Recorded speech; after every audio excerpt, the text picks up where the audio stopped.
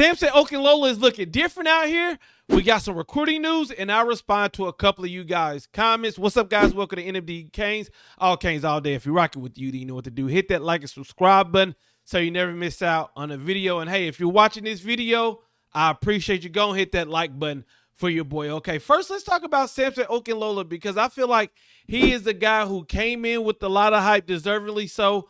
5-star offensive lineman tackle, came into last year, dealt with the injury, played about 3 games, and ended up redshirting. Well, how's he doing today? Well, he posted up a video of him working out. It's the hype video that a lot of players are putting out at this time. But really what caught my attention is once the timeline saw that, shout out to @DrewBlack, because he tweeted this out and it caught my attention. Pancake Honcho in 2021 versus 2024. Give these players time to develop physically and mentally. And when you look at the picture on the left, it looks a lot different than the picture on the right. You can see that Samson has been putting in the work, nutrition, our strength and conditioning. It seems like he's made a big-time transformation. The thing is, will it translate on the field? So it's good to see that he's getting the results off the field, and we're ready to see what he can do on the field. What are your expectations for Samson Okunlola this season?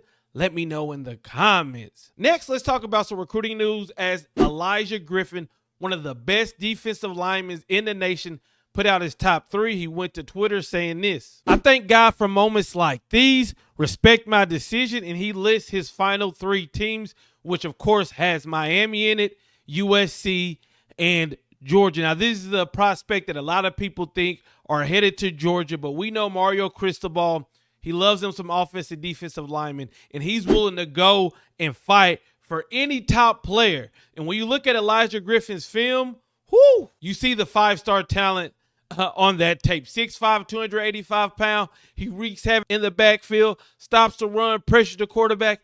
He's the guy that Mario Cristobal would love to have. He has visited Miami and USC and took numerous of trips to Georgia. Georgia, I believe, is the leading candidate, but this is just a player who I would love to be a Miami Hurricane, and we made his top 3 today. And finally, I want to give a shout out to you guys, because my video that I posted the other day had a lot of different comments, and I just wanted to respond to a couple. I plan on doing this a lot. You guys, you always engage with my videos, and I want to pay that back by shouting you out, by talking about a couple comments that I just say, let's read them out loud. And let's start with this one. Green8475 says, hopefully Mario has learned lessons from last year and he don't hold this team back again with his stupid mistakes.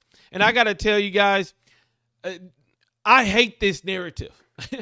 I hate this narrative that Mario is holding this team back with his stupid mistakes, because if I would ask you, what are Mario Cristobal's stupid mistakes?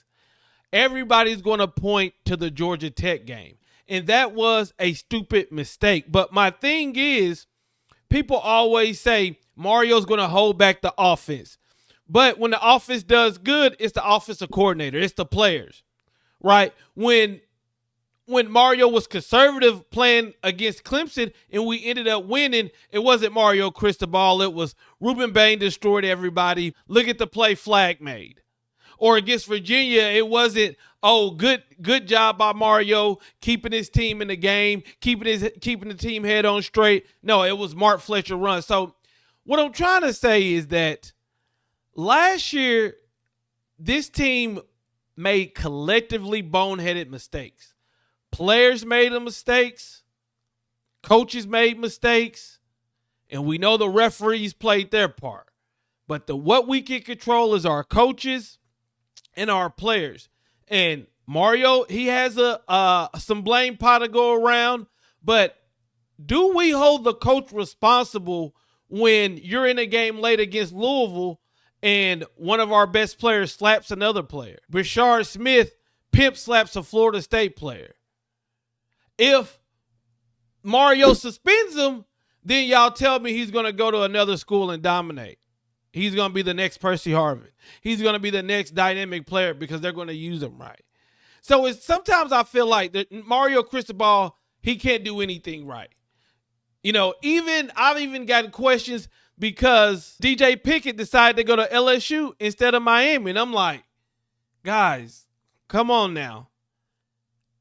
What I'm trying to say is last year our record was our record because of everybody had a part to play in. And this year, if we go out and do good, I'm not going to say, oh, Mario, no. I'm going to say the Miami Hurricanes. I'm going to say we all did it. I'm going to say Cam Ward did his job. Damian Martinez did his job. Mario did his job. It's just this narrative that's out there that it's only one-sided. It's only when something bad happens. It's never when something good happens. I just hate that, okay? The next comment was T. Harper 2. He said, week 0 is going to tell us a lot.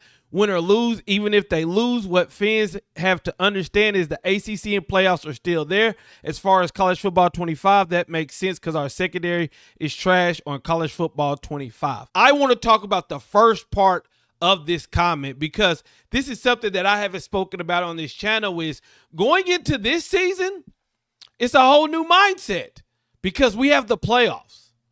And even if you lose the first game of the year, you're still in it. In the past, it was you can't lose one game or, you're just playing for a sorry bowl. Now, if you're to lose to Florida, you still have the ACC. You still have the playoffs to fight for. So the mindset is different. Now, this game is a big game. Miami needs to win it to prove that the hype that we're getting is true. And Florida needs to win it because everybody thinks Florida has a hard schedule and Billy Napier's gone. Both of these teams have something to prove. And whoever wins is going to have bragging rights. Whoever loses, their fan base, your season isn't over, but that night, the other fan base will be trolling you so much it's going to feel like it's open. So I thought that was a great comment, and I wanted to talk about that. The mindset of this season is going to be different, but you best believe the expectations because of the talent is up there. It's one thing, Mario, when you come in and you got to get players out, get players in. We got to improve. We got to be good. We think we got the pieces. Barring injury or something like that, there is a lot of pressure for this team to get it done, and I hope that they can do it. I'm excited for week 0, Miami versus Florida.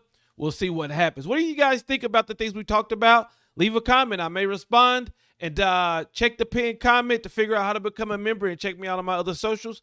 Peace. No more. The fees.